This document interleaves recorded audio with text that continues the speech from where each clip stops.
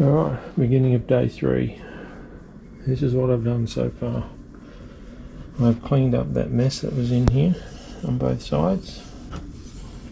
I've sandpapered everything down with wet and dry, so it's all nice and smooth, and I've applied a first coat to the plastics.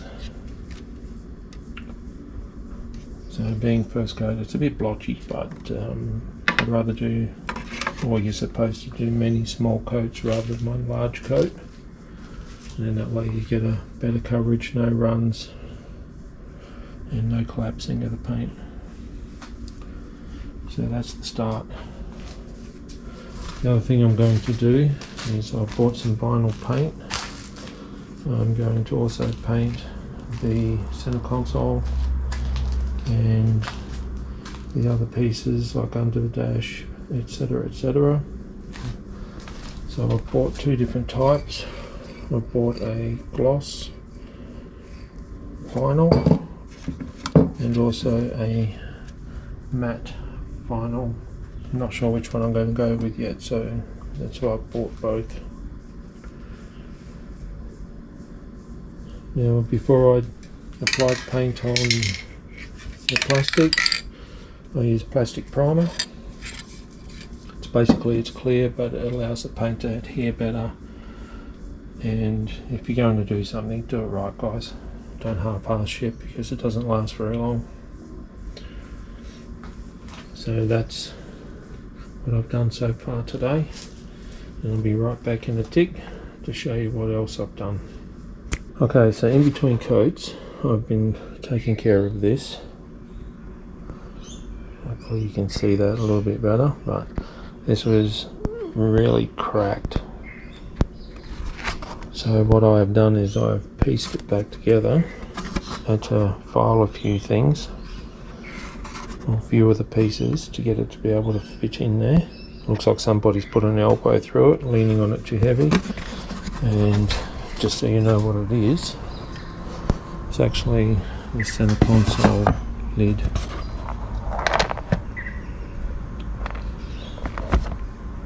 So what I did was open her up, peel back the foam, and found that. So what I'm going to do is I'm going to use some extra strength glue and just fill out all through here. So hopefully that'll give it some structure and solve the issue. If it doesn't, I'll just get a replacement, but I'll see if I can fix it first. And I might replace this foam because it's a little bit knackered. So I'll replace that. So that's what I've been doing in between coats, and I've also been cleaning up the center console and getting it ready. There's a couple of pieces in the console that I want to change colour on, and I will get back to you when I've started those, but this should come up okay. Should, but you never know. It's not like I could fabricate one of these to replace it, so hopefully filling those with some extra strong glue will sort the problem out. See what happens. Be back in a tick. This is as far as I've got now. So it's fully sprayed. Looks nice. I'll put this one together. So that's come up pretty good. A lot of the chewed out area in here is now gone. There's only one little piece right there that I couldn't get. It was getting a little bit thin, but everything else is gone. At the same time, I resprayed under here flat black. I need to give it another couple of coats. That way I'll help stop the glare of the fascia panel, the dashboard fascia panel. So I'll give that a couple more coats and then that'll be done. And I sprayed that. That's for the ashtray at the back of the center console, the rear seat. That was all disgusting and rusty, so I cleaned it all up, gave it a spray, so it'll look nice when it's back on. When I did this glue is not really doing the best job in here, so I'm going to find something a little bit better than what I've used, which is just what I had lying around. I was hoping it would do the job, but it hasn't. So what I will do is get something decent, something nice and solid, and then just fill this area here. There is a cover that goes over the top of that, so you won't see any of this. And then that'll hide and solve that problem. Then I'll recover, I'll put another section of foam in there, something a bit nicer. I have gone and bought the first part of the body kit. It's a Veilside kit. So I ended up getting the side skirts, the rear bar. When I went to have a look at the front bar, it was this chopped up, mangled, cracked piece of shit that some fucking dickhead was going to try and sell to me for $360. So I only purchased the rear bar and the side skirts off him and told him to stick the other one up his ass. I'll have to source that from another place. I've got some boat carpet which I'm going to use to line the boot with. I've already cut out a piece for the lower boot mat. Now the other thing that I did is I have installed wired in the amp. So that's now fully wired in, and I've also hooked up the sub just to get everything sounding right, and it is. So that's also done. I also bought a shitload of these little panel pins to get this boot mat on properly. So that's done, and I will end up using those two MTXs in the rears. I have a new shifter boot coming and handbrake boot coming, and that is the fascia installed, looking good. Now another thing that I did,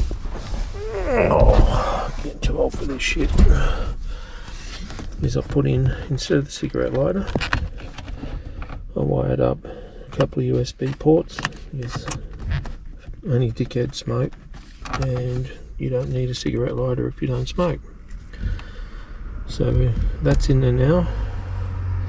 The other thing that is missing is that blank there, but I found a 3D print file on Thingiverse, and I'll print that up, then sand it back, spray paint it, put that in there. That'll be that done. The one that came out of there's got a hole in it. Somebody put some sort of variable thyristor or some, whatever they fucking call those things, and I think it was for the radiator, because that's hooked up non-stop, so I've got to sort that out as well. It's another thing. So the hole in here, I've just put in a switch. It's not hooked up, it's not powering or anything like that, it's just there to fill the hole. And the lid came up good. I replaced, there was a skinny little tiny piece like that thick foam on the top, so I replaced it with a thicker, denser foam, and that's now really good, and no longer have the issue with the crack in there, so that's worked out well. Bought a new shifter knob, so the red stitching actually goes with the rest of the interior, which my daughter wants as a red theme, as this is going to end up being her car eventually, so she gets to say what goes on. So in the engine bay, I replaced all the vacuum hoses with silicone, so they're all brand new. There were some really crappy ones on here that were just flogged, touch them and they just fell apart. They were so brittle. So that's been done. The other thing is, my bro had a stock bypass valve, so that's now in there, just to get it over the pits. And once she's registered, then all bets are off. I'll decide what I'm going to put on it, what type, with my daughter. Now, I'm in here at the moment because I need to replace this front windscreen washer hose, because that's been chopped right there. Now I could join it, but I've got plenty of silicone hose left over, so what I'll do is replace it. So one piece to go up to here. Now that one's flogged, that's knackered, it's broken, so I need to replace that one. So I'll probably end up replacing them both, but that's why that's out. And while I was at it, I wanted to have a look, trace all this wiring to the thermo fans that are in here, and it just goes straight to 12 volt. So as soon as you turn the car on, the thermo fans are on. There's no thermometer or anything like that, so I need to sort that out. I'm going to have to pick something up from somewhere. That's a relay he's using, so I'll find a trigger, sort that out, get that done, and I'll put the washer bottle back in. And the other thing that I found that I was pretty pissed off with is just water. There's no coolant in there whatsoever, so I'm going to have to drop this. I'm going to pull this anyway, because I also found out there's no aircon belt. That's why the aircon's not working. So yeah, that's it for day 3, and ready for the next file. So until then, catch you later.